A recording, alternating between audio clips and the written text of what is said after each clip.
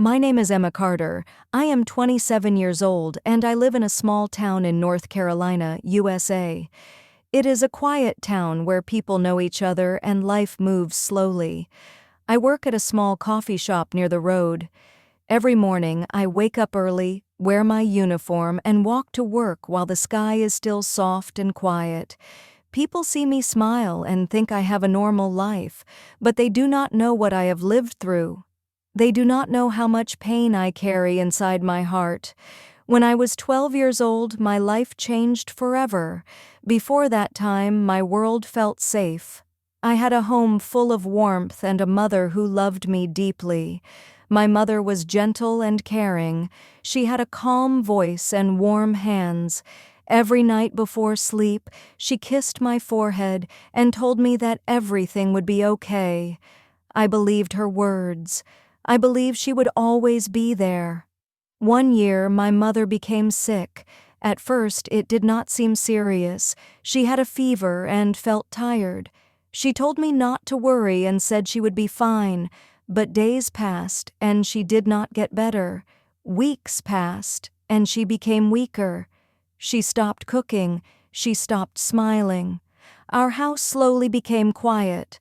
Doctors came and checked her, but no one gave clear answers. I watched my mother suffer, and I felt scared, but I did not understand what was happening. Then one morning, my father sat beside me on my bed. His face looked tired and older than before. His eyes were red, but he tried not to cry. He held my hand tightly and told me that my mother was gone. I did not cry right away.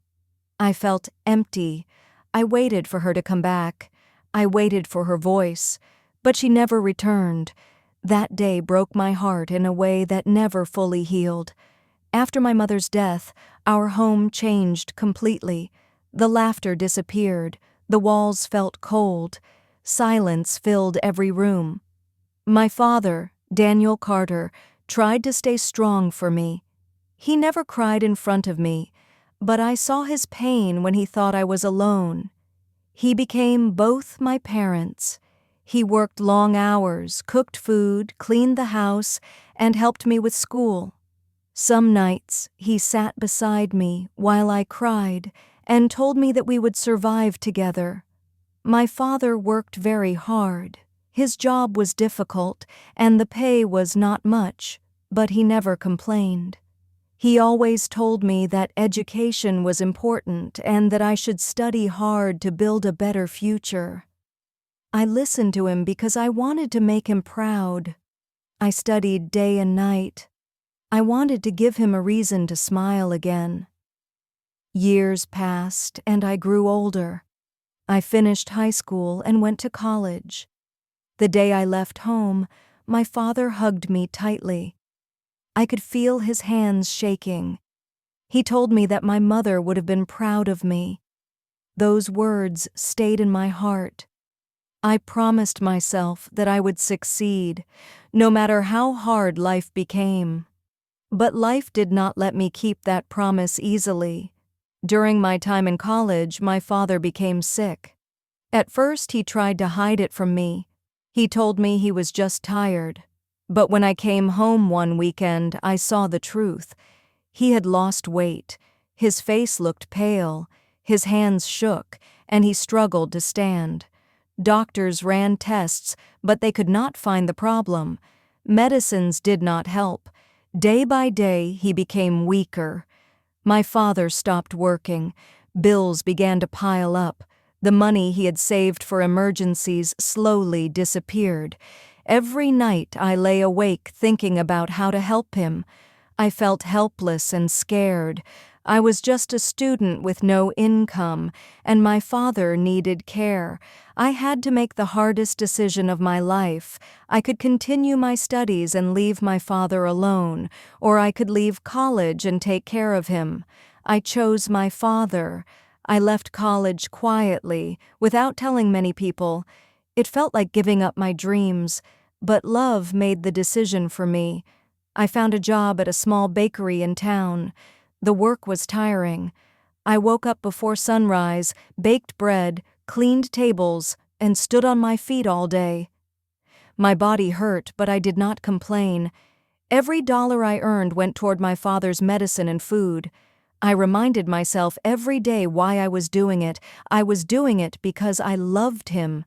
Life became very small. Work, home, worry. I stopped thinking about happiness. I stopped dreaming about the future. Then one day, something unexpected happened. A man walked into the bakery. He was tall, wore a black jacket, and had blue eyes. He smiled and said hello. Then he looked at me and said my eyes were beautiful. I felt shy and looked away. No one had spoken to me like that before. His name was Ryan Blake. Ryan started coming to the bakery every day. Sometimes he just smiled.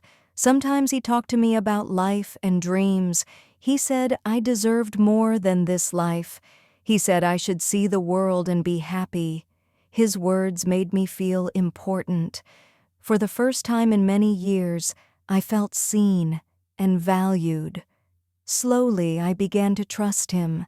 I did not know that this trust would change my life forever. After Ryan came into my life, everything felt different. He came to the bakery almost every day. Sometimes he ordered coffee. Sometimes he just stood there and talked to me. He asked about my life, my father, and my dreams. No one had ever listened to me like that before. My life had only been about work and worry, but with Ryan, I felt light. I felt seen. I felt like I mattered. One evening, after my shift ended, Ryan waited for me outside. He asked if we could go for a drive. I felt nervous, but I said yes. We drove out of town, where the roads were quiet and the air felt free. For the first time in many years, I laughed without fear. I forgot my pain for a little while. Near a river, we stopped the car and walked slowly. The ground was wet and my foot slipped. Ryan quickly caught me in his arms. My heart started beating fast. He looked into my eyes and said, "Emma, I love you." His words felt warm and strong. They stayed in my mind for many nights. After that day, we became very close. Ryan said he wanted to take care of me. He said I had suffered enough. He promised me a happy life. I told him about my father's illness and how I left college to support him. Ryan held my hands and said, "You don't need to worry anymore. I am here now." His words gave me hope.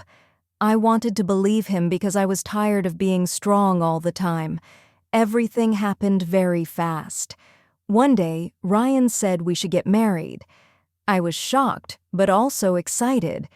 I felt like maybe this was my chance for a new life. We got married in a small church. There were no guests, no family, just me and Ryan. I felt scared inside, but I smiled. I thought love was enough.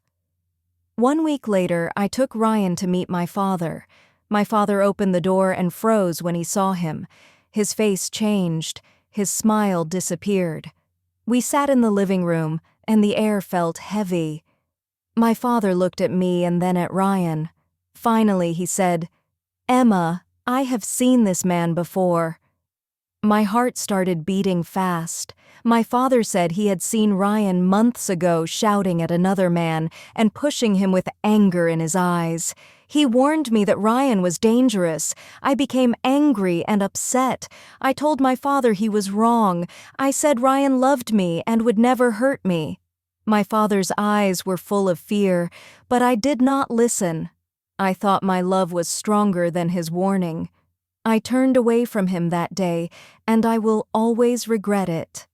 After marriage, Ryan slowly changed. He stopped being kind. He stopped smiling. He became cold and distant. If food was late, he shouted. If I asked questions, he got angry. I cried quietly at night and blamed myself.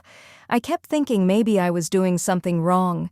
I tried harder to please him, but nothing was enough. One day, Ryan suddenly smiled again. He said, "Emma, I have a surprise for you. We will go shopping in the city." I felt happy and hopeful. I thought maybe things were getting better. We drove for many hours. The road became dark and empty. My heart felt uneasy, but I stayed quiet. Ryan stopped the car near an old warehouse. I asked why we were there. He smiled in a strange way and said, "You will know soon." Suddenly, a van stopped beside us. Two men jumped out and grabbed me. They tied my hands and covered my mouth. I tried to scream, but no sound came out. I looked at Ryan with tears in my eyes. I wanted to beg him to stop. I wanted to remind him that he said he loved me, but he turned his face away. In that moment, my world broke. I understood the truth. I married the wrong man. The man I trusted sold me. The men pushed me into the van. The door closed hard and everything became dark. My hands were tied and tape covered my mouth. I could not move. I could not scream. The van started moving and I did not know where they were taking me. My heart was beating very fast. I felt cold and scared. I kept thinking about my father. I wondered if I would ever see him again. After a long time, the van stopped. The door opened, and two men pulled me out.